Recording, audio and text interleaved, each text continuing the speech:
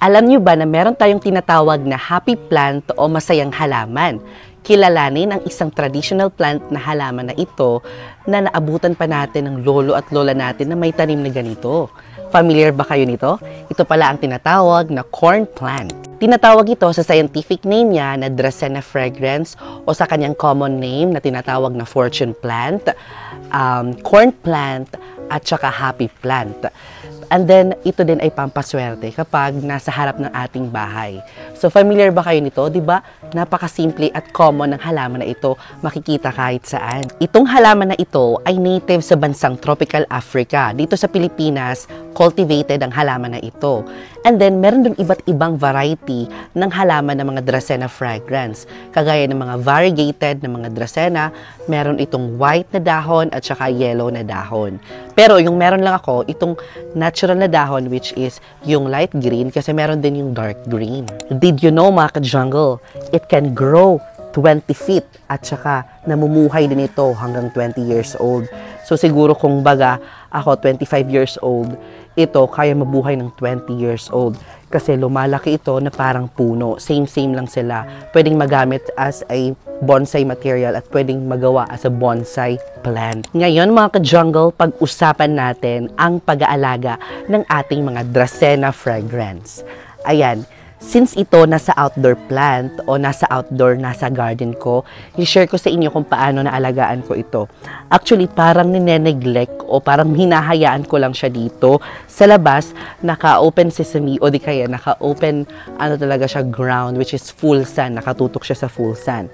Pwede siya sikatan ng araw, kayang-kanya i-tolerate dahil medyo makapal naman ang kanilang mga dahon. Tingnan niyo naman. And then, mahaba yung kanilang mga dahon. Kaya naman talaga, native sila sa Africa. Diba sa Africa, sobrang init doon. So, itong mga ganito ay talaga namang nag-thrive doon o nag-thrive sa mainit na klima. And then, hindi lang yon. Dahil when it comes to indoor mga ka-jungle, kayang-kaya niya i-tolerate ang low light o yung walang sunlight. Yes, dahil na-try ko na din ito mga ka-jungle nung pinasok ko ito sa aking kwarto, naglagay din ako nito. Ewan ko kung ito ba yun or yung isa kong halaman na ganito din. Pinasok ko siya and then nagdo-dark green lang siya pero tumutubo pa din siya. Yun nga lang, slow grower siya kapag nasa indoor. Kapag nasa outdoor ay mabilis sila lumaki. Kagaya nito, sobrang ay nataas na siya. Ayan, magkaka-same height na kami. And then, sa pagdidilig naman, huwag niyong diligan dito sa ibabaw. Kasi, tendency kapag magdidilig kayo dito, pinamumugaran ng lamok. Kasi ito ay parang style siya ng cane plant, which is same siya ng mga bromeliads, diba? So, kailangan dito lang pagdidilig sa ilalim. Pag madumi na ang halaman, pwede mo na lang i-wipe or punasan. So, yan yung pag-aalaga dito ng ating mga Dracaena. Very simple lang.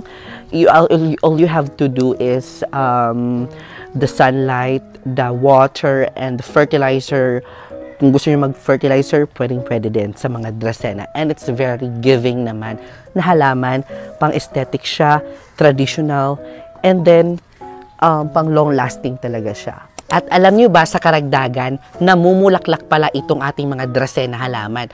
Pero once in a blue moon o paminsan-minsan lang. Yung bulaklak niya, lumalabas siya dito sa kanyang stalk and then gumaganon siya, white yung kanyang bulaklak. Ay talaga namang napakabango yung bulaklak nito.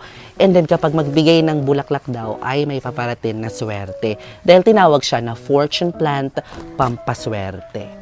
So, yan yung ating fortune plant naman. Talaga namang favorite ko din ito kasi parang nasa jungle ako na pag tumitingin ito, parang nasa Pasnea o Encantadia. Kaya naman talagang napakaganda mag-alaga ng mga halaman, lalo na yung mga ganitong halaman dahil naaalala natin ang mga memories natin, lalo na ito. Diba, tinanim ito ni lolo, ni lola, meron silang ganito, naaalala lang. Hindi lang pampaswerte, hindi lang pang-aesthetic. Nakakatulong din sa memories natin na tayo ay mawala ang ating mga stress. So, maraming salamat kung nagustuhan mo ang video na ito. This is Mark of the Jungle Plant, your plant enthusiast. And I hope nagustuhan mo. And if nagustuhan mo, i-comment mo naman na yes at i-share mo ang video ito. And I will see you next episode because more plant, less stress.